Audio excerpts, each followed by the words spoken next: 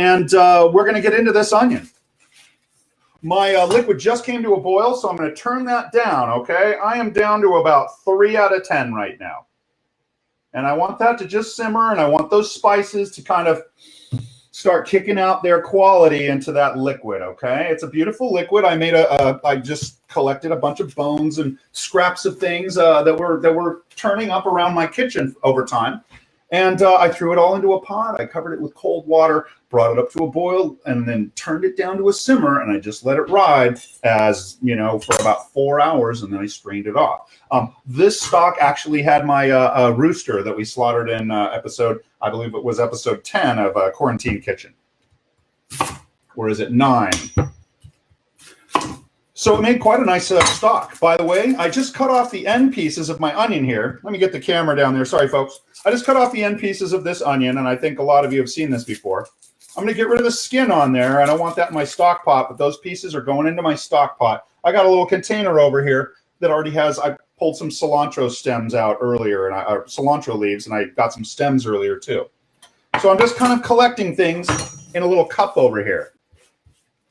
And we're working on risotto, okay? I got the top and the bottom off my onion, and now I'm going to cut that in half, and I only need half of an onion here, I think, for, you know, I'm making 2 cups of rice here, risotto. I don't think I need more than half of an onion for that.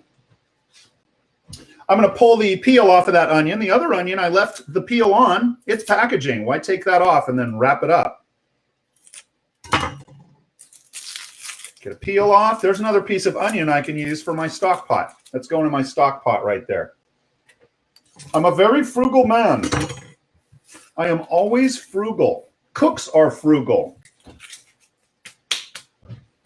Okay, so I've got my onion. This is the root end right here. You can kind of see the teardrop shape going upward here to tell you which is the stem end. Ooh, I'm sorry, which is the stem end. So there's the root end, kind of a teardrop looking shape moving upward. You can see which way the onion wants to grow, okay? So I'm gonna go into that stem end, and the root end is in the back, and I'm gonna go across that onion, drawing my blade across in a horizontal fashion. Now, I'm going to ciselate this onion very, very small. I kind of almost want it minced here. The way I usually describe it is I want these onions to basically disappear into the rice. You won't even see it. So we're going to mince them up pretty fine. Now, I had a little oddball piece fall off there, but I made my horizontal cuts, and now I'm going across the top. I want to point out my knife tip is not going through that onion all the way. So the onion is holding together. Oh, it went through the back end there. And I'm making pretty small cuts in between.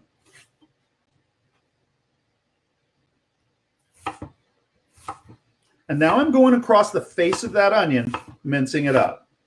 These don't have to be perfect little dices. In fact, when I get to the end, I'm just going to run my knife through that and all of this little oddball stuff at the end.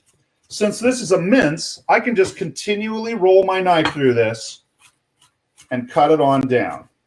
And I say roll, right? You see the rolling motion of that knife as I'm pushing forward. It's a roll. Let me back the camera up a little bit, maybe give you a little different angle. See if this helps. Okay. Here's that roll I'm talking about. I'm sure you've seen it on kitchen shows before. Okay, bring it back into the center and one more time. See what that looks like. Some people will ride a hand on top sometimes. You can also do this. So this is mincing right here.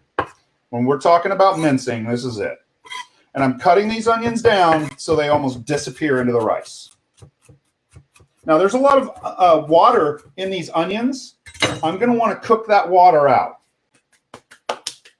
Okay, now that I have cut those onions, I need a landing zone for them. So what I'm going to do is I'm going to take my steeping liquid and I'm going to kick it over onto another burner. And I want this stuff to steep as long as I can, okay? So it's still cruising over there. And I'm going to pull over another pan here. And this is not my favorite risotto pan. I would really prefer to have like a handle on this, like a pot. But this is kind of a low pan. It's a little wider than I would like for my risotto as well, but it's a little bit low, and I think you guys can see into it well. So that's the reason I picked this pan. Normally, I might have kind of a narrower pan. I'm not looking for a lot of evaporation with this, okay? So let me get a little sip. I'm a little thirsty here. Let's get back into this, okay? This is Quarantine Kitchen Happy Hour. So let me have a little sip. It's a little warm in my kitchen right now. And I don't know if you've been experiencing this rain, but it feels like a hot southern rain out there right now. It feels swampy almost outside my window right now. It's just a little bit of rain, but still hot outside.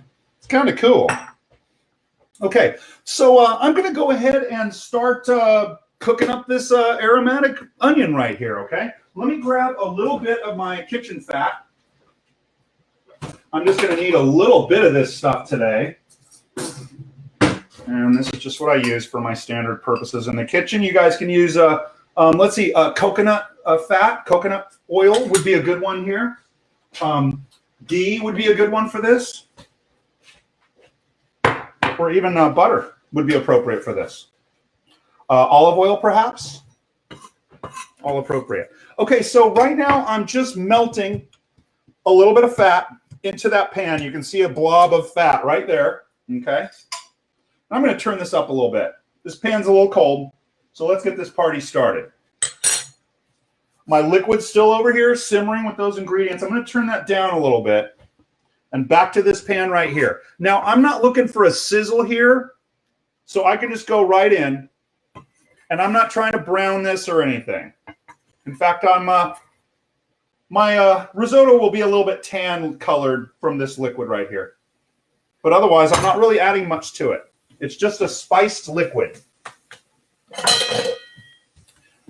So while I'm doing the sweating here, I'm going to stir while I talk here. While I'm doing this sweating, I want to point out, if you're using spices, this is where I'm typically working them in. Today, I'm infusing my spices into the liquid like a tea to simulate that rice dish I was kind of telling you guys about a little while ago. But normally, this is where, you know, if I was making a curry rice, this is where my curry powder goes in, maybe a little bay leaf and some ginger and stuff like that. Maybe I have a little bit of scallion and other things, right? If I'm making Mexican rice, this is where my cumin and chili powder and garlic and tomato and all of that stuff is going in, right? So whenever you're making any one-pot dish or any dish that starts with sweating, now's the time for spices, okay?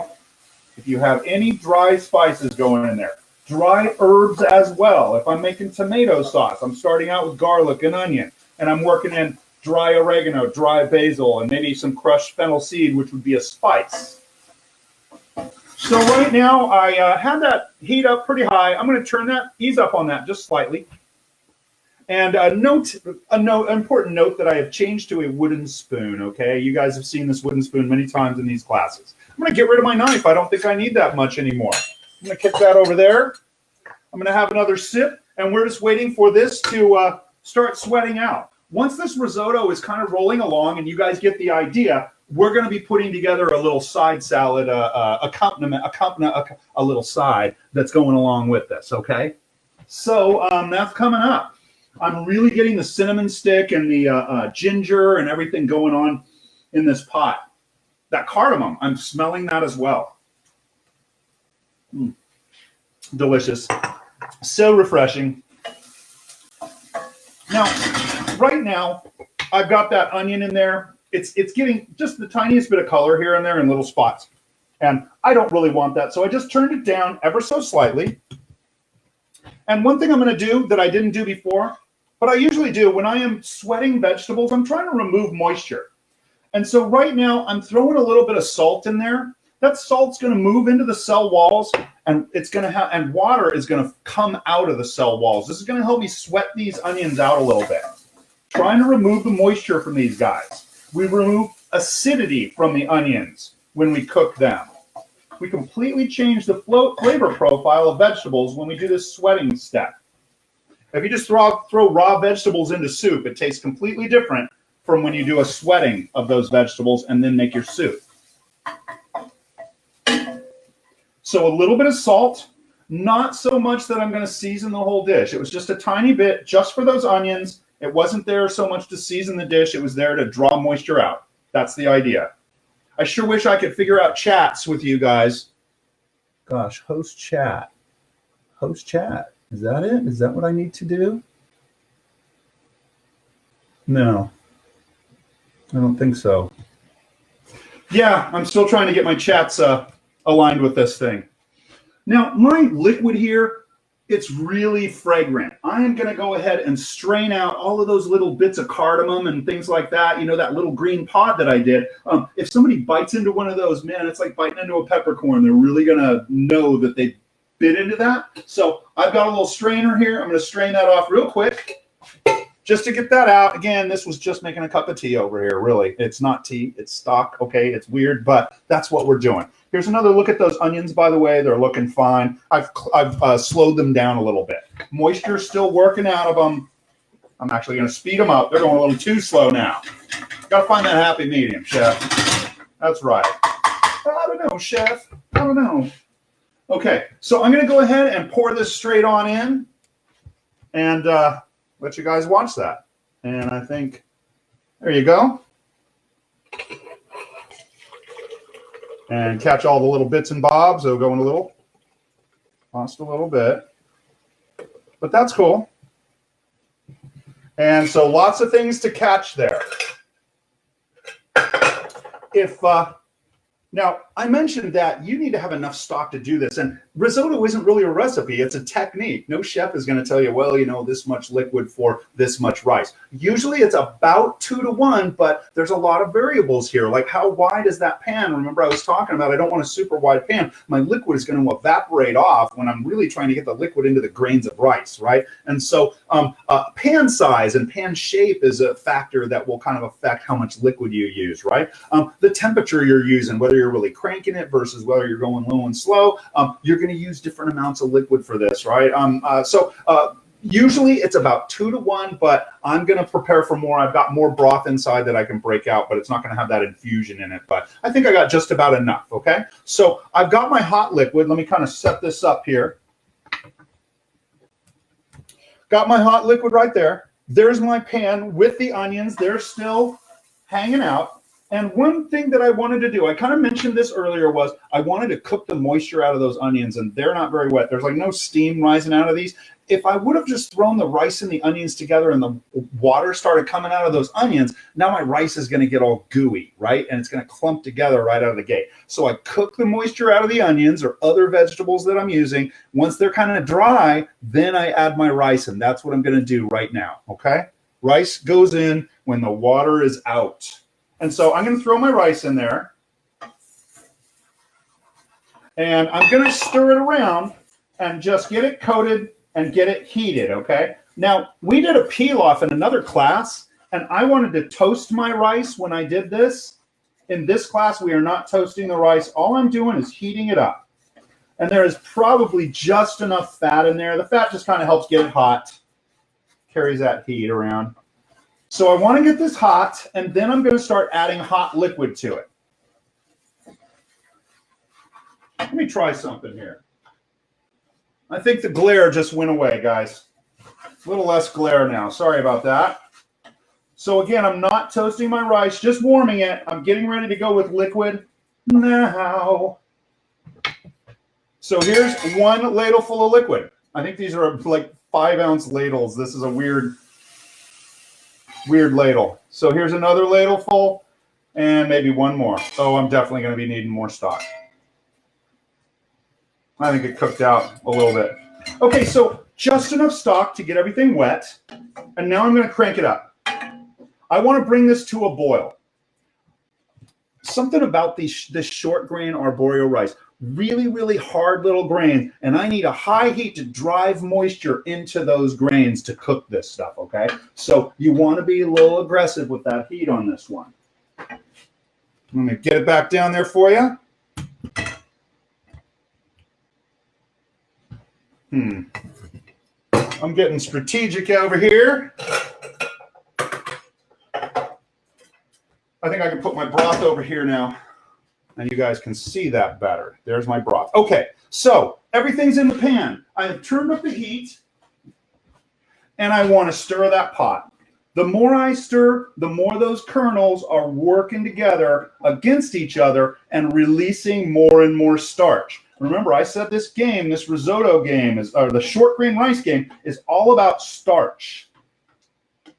So you can see those little bits where I picked up a couple of onions with a little color. That'll be all right.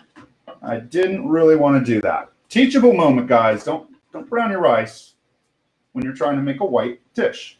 Now the liquid that I put in is almost absorbed. I want to point out again that we were using hot liquid, very important here. If you're adding cold liquid every time, you're going to be at that stove forever. And I keep on stirring. I want to get that heat. I just adjusted the heat. I'm probably on about 6 out of 10, but I don't want anything sticking. If it sticks, things are going to just start burning. And I just added one more ladleful that time. And we're just going to continue cooking. This is risotto. It looks like this from here on out, okay? And you guys probably get the idea now. Right now, I'm just kind of cleaning up the sides, and then I go back into stirring. Rub the grains together. Work them. Work it, work it. The more you work it, the creamier this gets. That's how it's always, always described too. Oh, the creamy risotto. It's so creamy. That's what it's about. You can already see it getting starchy in there, okay? This is unlike any other grain cooking method, by the way. We don't sit there and just stir our grains all day long. I can already see I'm going to need some more broth, so I'm going to get that right now. Let me get that working. You guys watch that. You can step away from the risotto from time to time, but we do need to keep it from sticking. So if I'm going to step away, a good idea is to go ahead and hit it with another ladleful before you got to make a move. Okay, so I get that in, and now nothing's going to stick while I get a little bit more broth in my pot. And I'm going to heat it up. And this is risotto. It looks just like this. As we continue, I'm going to go ahead and start making a salad while we make this risotto. So we'll be doing other things here. I'm just going to get some more broth going here. We can use it. The bottom of that is a little dark, so I left that out. Heating more broth, getting back to stirring, okay? So this is the job. I always say if you have somebody that's trying to learn cooking, give them this job. Or if you have a kid, just keep stirring. I can smell that cinnamon and cardamom and everything. This smells exactly like that spiced rice that I love so much. Again, I got this idea just from, I make a pot of rice, I throw in ginger, a bay leaf, a couple of cinnamon sticks, and a couple of crushed cardamom pods. And that's my little spiced rice that I do all the time. Back to it. Here it is. Boom. No real colorful chunks in there. Sorry, guys. Not very exciting. It's all just white. I'm glad we cut down on the glare, though. That looks much better. And I'm going to do another ladle. And here she goes. Might do a ladle and a half this time. Get in there. And there it is. I'm going to stir it in. And I'm going to talk about salt. Notice, take note, I did not add any salt at this time.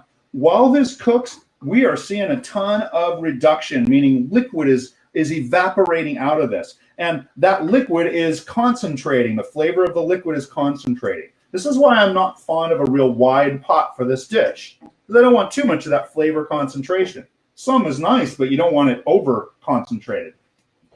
So back to the salt. If I'm adding salt to this and it's reducing, the flavors are concentrating, I'm going to wind up with a very salty product at the end.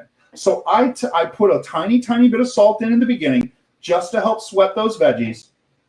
But I'm not really salting this stuff. My broth over here is not salted. The broth that I'm using, I didn't salt it. It was just the spices. I can work salt into this later. Now, one thing I look at when I'm cooking this risotto, and I'm not sure how well we can see this, but this is something I always talk about with culinary students. Right now, the rice looks very white, okay? The rice looks very white. I hope I said that right. And what I always talk about is, like, I can see the rice's bones right now. And as the rice cooks, it's going to start getting transparent from the outside in. Remember I was talking about we got to drive the moisture into these things. As this thing keeps cooking, the white gets more translucent looking until the grain doesn't have white anymore. It looks like a cooked translucent piece of rice. And so right now I'm seeing the rice's bones, and as it cooks, that's going to go away, and it's all going to kind of be one color. Okay, one uniform color. Right now it's mostly white with just a little bit of translucence around the edges. Okay, I had a buddy, Chef Teddy Bear Black, right? If anybody remembers him, and he used to talk about, you see the skeletons in there. See the rice's skeleton. And I was like, oh my gosh, man, you're saying the exact same thing I'm saying. I always called it the bones. All right, boom, boom, boom. Okay, so I'm getting back in one more ladleful of liquid. And I think this time what I'm going to do is I'm going to drop a few ladlefuls in there so I can get a job done on the side. Because quite honestly, in a working kitchen, hey, you got to get the job done, right? And so you guys kind of see how this works. I'm going to get in here and I'm going to stir this from time to time and keep working those rice grains.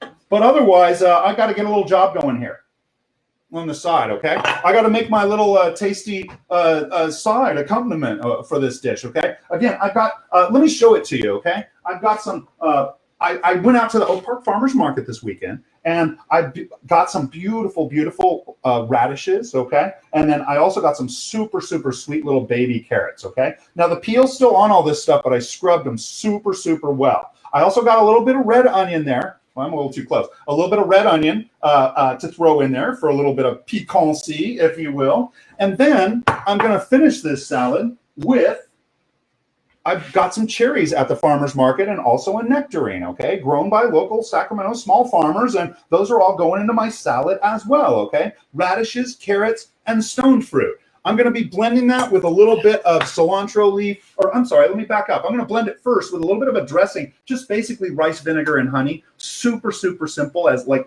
everything I do, okay? When I'm trying to teach people how to cook, I'm not trying to make it complex, okay?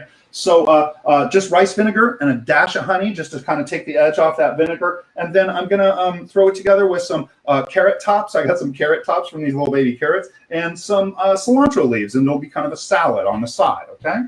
So that's what we're working into, and that's going to be served with the roast that I haven't even shown you yet. It's just kind of kicking back on the side. It'll be served with that and this risotto. So my risotto is cruising along nicely. I'm going to just kind of turn that heat down, and we're going to do a little bit of knife work here. I'm not sure if I've shown you the cut that I'm interested in doing for you that I call the roll cut. So that's still cooking. We're going to stir that from time to time. Make a little room here, and I think you can see my board. So what I'm going to do is just start working my way through these veggies, okay? Let's see, I had another bowl. It is right here. So there's my bowl for the finished products. I'll put that off onto the side, and I'm just going to start working through my veggies here, okay? So this first cut that I'm going to show you here, and I can't recall if I've shown you this cut in a quarantine kitchen, or just I showed it to another class somewhere else. I teach all over the place, guys, and so forgive me if you have seen this before, okay? This is called the oblique or roll cut. Let me do another stir over here on my risotto, and it's looking good. I want to say again that I really, really scrub the exterior of these guys. Now, what I'm going to do is I got the handle on one end, right? And I'm just going to cut off one little bite-sized piece here that's kind of about the size of half a cherry, say. It kind of matches that a little bit. Maybe that's a little big. I'll do the next one a little smaller. Let's say about so big, okay? Maybe about the size of that cherry, okay? And then what I do, I cut that carrot and I roll it to where that cut side is facing up, and I do another one same size, and I roll it and do another, and roll and cut and roll and cut. This is kind of a chunky, funky, kind of pointy little cut that I like, and I like it because unlike dicing vegetables, at the end I just kind of cut off the piece, okay, and that's going in my stock pot maybe. But unlike dicing vegetables, I'm not seeing any waste here, okay? Even that little stringy part at the end here, that's edible. I'm leaving it in there. I like funky hippie food, okay? I cut that veg, I roll it cut side up, and I just keep cutting pieces of the same size, just chipping them off. I've got to stir this pot again. And I'm going to add a little more liquid. I felt a grain start to stick. Let me show you the risotto. So I'm working a little more liquid in. And let's see. I think I used the rest of that spiced stuff. And here's just some plain stock over here that I'm working in. And I'm going to throw 2 of them in. And our stock is hot enough over there, and everything is right with the world. Cut that off. And let me just stir that this pot. Get that liquid down in there. And so that's just cruising along. It's getting creamier. It looks like risotto, but I can still see the bones. Okay, let me roll through these guys. Roll cut, get it? This is also called the oblique cut. Sorry, let me fix that camera. Here she is. You can see I'm just kind of cutting off the end. I'm leaving those end pieces on. I think they're kind of cool.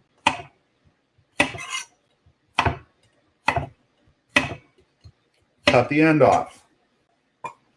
And a couple more. This guy's kind of a nubby one. Again, I just scrub the daylights out of these things. Every time I cut it, the cut edge is facing the ceiling on the next cut. It's kind of chunky. And there she goes. And there are my carrots. I got them all done. Now I'm going to bring my bowl over and scrape them on into my bowl. And there they are. Beautiful. Roll cut carrots. I'm going to do the same with these radishes. Same cut. Let me stir my pot a little bit. I really could be stirring this more, but hey, in a restaurant situation, when I'm cooking on a line or something like that, I got to get other stuff done too. I can't just sit with that risotto for the whole shift. Stirring it up. You guys just missed that, but there she is. She's looking about the same. Okay. Back to the radishes, doing that same roll cut, also called the oblique cut, okay? So I could get a piece of carrot out as a gauge and just start cutting into my radish the same way. Just little radish chunks. They're beautiful. I love that. I don't think I'm throwing the radishes in my stock pot, by the way. If anybody's ever tried that, let me know in the Facebook comments. I'll look at them later. Love these radishes. Again, I love that chunky, natural, beautiful food. I'd rather buy food that already looks beautiful than try and carve it into something else. I was never into the veggie carvings or any of that stuff. Really not my thing. I think food is beautiful, and I like to present it au naturel. So you'll never see me carve this beautiful radish grown at a local farm here into a bird.